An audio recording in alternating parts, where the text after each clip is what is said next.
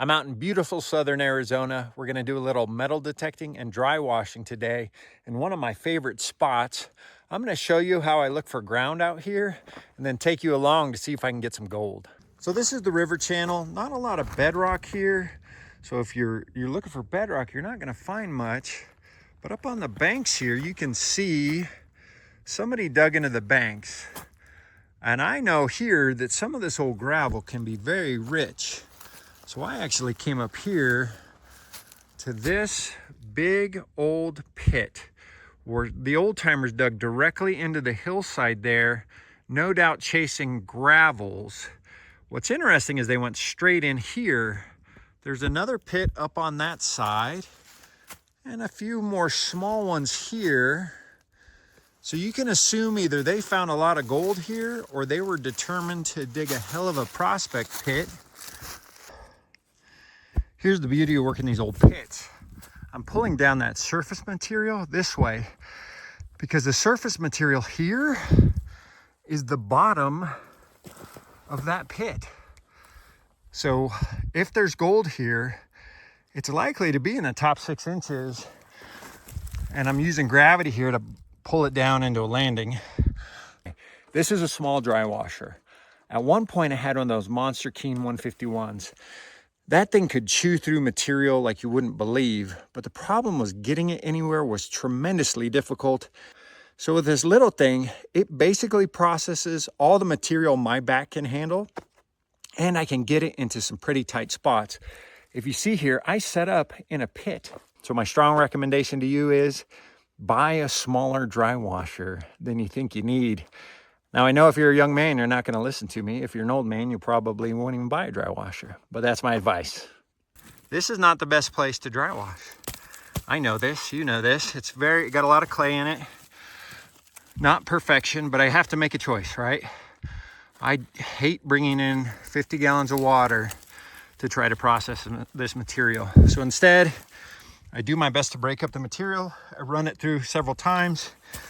And in the tests I've done on my tailings, I've missed very little gold. So I feel pretty comfortable with it. But if you're gonna tell me that's crappy ground for dry washing, I acknowledge the comment. You're gonna love this. And of course I wasn't filming it, which is unfortunate. But I started to detect here before I run it through my material. And I get a good signal a few inches down. Listen to this. Look at that beauty right there.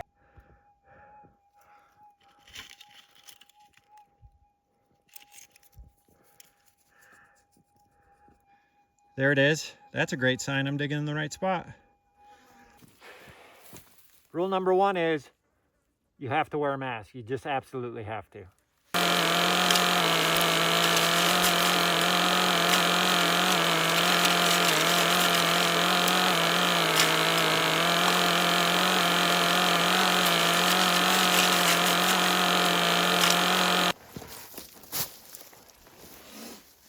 Dry washing is part art. A lot of folks, if you saw how fast I was running that material, probably think I was running it too fast. Maybe I was. I threw some of this through twice. I may run it through again. The issue is I'm in ground that already sucks for dry washing. Going really slow is only going to clog up the box, and I probably won't get a whole lot more gold. That's my mentality. So we're going to clean out here. This is I love this Royal because it's so easy to clean out. There's just a latch here. Pop the latch, put your bucket in, put your bucket under, pull up, and the material just drops right out. Let's go. Show you a real simple setup that I use right out of the back of my truck. The area I'm in is completely dry almost all the time, so you're not going to find a lot of water. Now that makes it challenging, but it also means they left more gold behind. So this is what I do. I bring 6 gallons of water in my panning tub, and I like to do it right out of the back of my truck. That way I don't have to bend down on the ground and be panning from the ground or hurting my back. Now I do want to point out one risk here, and one of the biggest dangers that there are in southern Arizona. That's bees, believe it or not. There's two things I'm actually afraid of out here: humans and bees. I'm not worried about bears or mountain lions, but those damn bees will get you. So when you set up off your truck, you're running the risk of inviting bees over. So what I like to do is keep the lid on the container after I put water in it. And that kind of helps with the bees.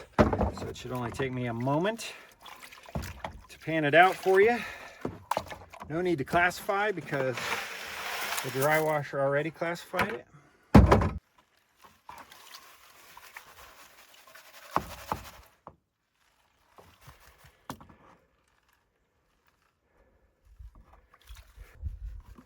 Some good heavies in there, you can see.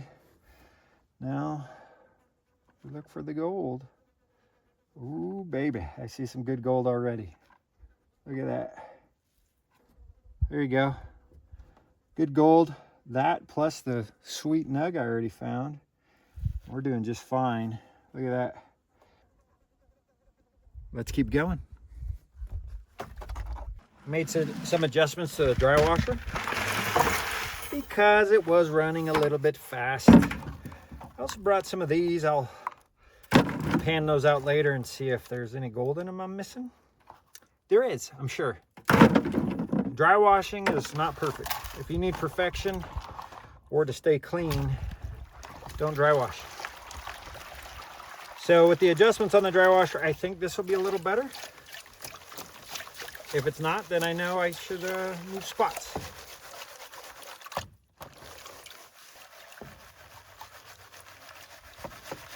Pretty good. Look at that black sand, looks good. Ooh, you can already see chunky gold in there. Oh, look at that. Come on, baby. Oh my goodness. That's a beautiful dry washing pan right there. That is nice. Oh yeah, that's a great pan. Hi.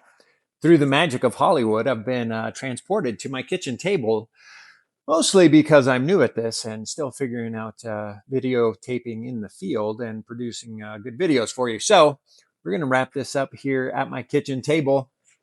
I'm going to give you a couple notes and then I'm going to show you what you came for, the gold. That was a good dry washing day. I worked on an old pit where the Oldtimers had really done most of the work for me.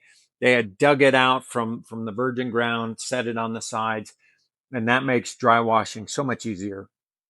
I hit on it in the video, but that material has a lot of clay in it. It is not ideal for dry washing, but I did bring home half a bucket worth of my tailing piles to see if I missed much gold. And at least in that half bucket, I really missed almost no gold at all. There was just a couple little tiny pieces. I pan in the field, which you saw there in the video, but then I bring all those panning tailings home and pan those out at home just to make sure I didn't miss anything. And again, I really didn't miss anything, just a couple microns. So great day out there in Southern Arizona. Thanks for joining me. Now I'm going to show you what you came for. It was a good day. Definitely a good day. Let's check out the gold. There it is. That's a beautiful day for Arizona dry washing. This is the piece I found with my metal detector. It weighed 0.36 grams. So almost a $50 nugget just there. I'll take that all day. And then the rest of the gold, there's a picker there. That guy weighed in at 0.09, so he had some weight to him. Probably could have found him with my detector if I subscribe, like, follow.